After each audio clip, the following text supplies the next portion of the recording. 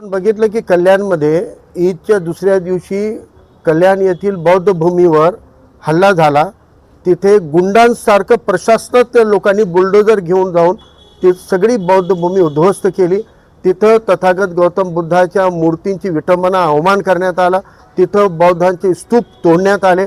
तिथे संविधानाची प्रत होती ती फाडण्यात आली।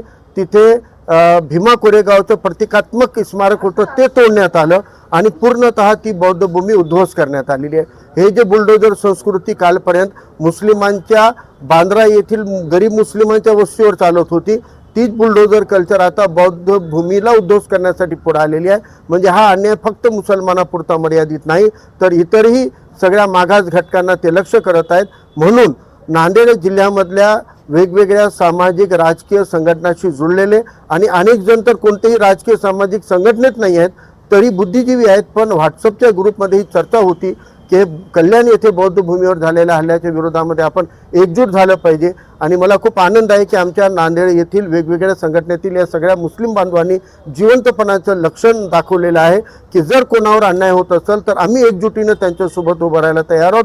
मग कोणतेही समाज जाती धर्माच्या लोकांवर अन्याय झाला तरी मुस्लिम महासंघ म्हणून आम्ही नांदेड येथील सगळे मुस्लिम बुद्धिजीवी आणि सामाजिक लोक एकजूट होत आणि त्यांच्या बाजूला आम्ही उभे राहू आणि त्यांच्यासाठी लढण्याची पाळी आली तर रस्त्यावर उतरून आंदोलन करण्याची सुद्धा आमची तयारी आहे।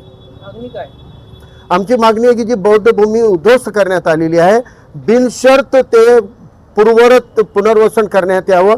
जे काही नुकसान झालेलं आहे ते सगळं नुकसान शासनाच्या तिजोरीतून देण्यात यावं आणि त्या बौद्ध भूमीवर हल्ला करणारे कोण अधिकारी आहेत, कोण तो निर्णय काढला होता आणि कोण याची अंमलबजावणी करण्यासाठी गुंडगिरी केलेली आहे, अशा सर्व अधिकाऱ्यांवर दोषींवर तात्काळ निलंबन करून कारवाई करण्यात यावी। न्यायालयीन चौकशी व्हायला पाहिजे या घटनेची। कारण आपण बघितलं की याच महाराष्ट्रामध्ये जेव्हा फडणवीस सारखे लोक मुख्यमंत्री होतात तेव्हा आंबेडकर भवनवर हल्ला होतो, तेव्हा भीमा कोरेगाववर हल्ला होतो आणि तेव्हाच बौद्ध भूमीवर हल्ला का झालेला आहे। म्हणजे एकीकडे मुसलमानांच्या वस्तीवर बुलडोजर चालवायचं आणि दुसरीकडे बौद्धांना लक्ष करायचं, आंबेडकरवाद्यांना लक्ष करायचं, हे सातत्यानं होणारा घटनाक्रम लक्षात घेता जर शासनानं नुकसान भरपाई करून पुनर्वसन केलं नाही तर आम्ही हा लढा नांदेड जिल्ह्यापुरता मर्यादित न ठेवता पूर्ण महाराष्ट्रभर पसरू।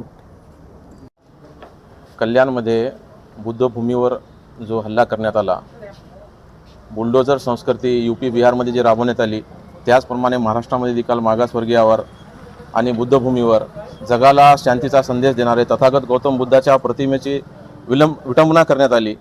तर हे वारंवार या भाजप सरकारमध्ये होत आहे, ते होऊ नये यासाठी आम्ही त्याचा निषेध म्हणून आम्ही आज जिल्हाधिकारी साहेबांना निवेदन मुस्लिम महासंघातर्फे दिलेलं आहे। त्यात तात्काळ त्या दोषीवर कारवाई करण्यात यावी आणि त्यांची न्यायालयीन चौकशी करण्यात यावी असं आमची मागणी आहे। आता तुम्ही जिल्हाधिकाऱ्यांना तुम्ही निवेदन दिलं, काय चर्चा करण्यात आली? चर्चा करण्यात आली की हे जे बुद्धभूमीवर आणि गौतम बुद्धाच्या प्रतिमेची जे विटंबना करण्यात आली ते असे कोणते लोक आहेत आणि ती का करण्यात आली, त्याचं कारण काय याच्यावर विशेष चर्चा करण्यात आली आणि त्वरित त्यांना पकडून त्यांना जे आहे न्यायालयीन चौकशीच्या ह्याच्यामध्ये चौकटीमध्ये बसवण्यात यावे असं सांगण्यात आलं। मागण्या जर पूर्ण नाही झाल्या तर लोकशाही मार्गाने संपूर्ण महाराष्ट्र पेटेल याचे आम्ही आश्वासन देतो तुम्हाला।